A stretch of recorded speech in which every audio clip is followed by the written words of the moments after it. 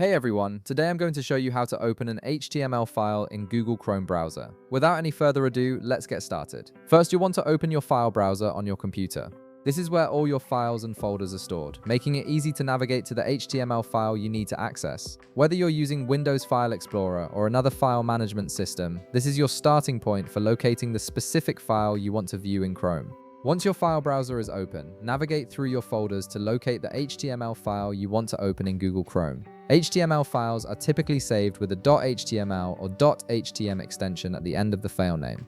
Take a moment to find the exact file you're looking for, whether it's in your Downloads folder, Documents, or a custom project directory. After you've found your HTML file, go ahead and right-click on it. This will bring up a context menu with several options for how you can interact with the file. From this menu, look for and click on the option labeled Open With. This feature allows you to choose which application should open your file, giving you control over how the HTML content is displayed. Next, from the list of available programs that appears, click on Google Chrome. This tells your system to launch the HTML file specifically within the Chrome browser, which is ideal for viewing web pages and testing how your HTML code renders.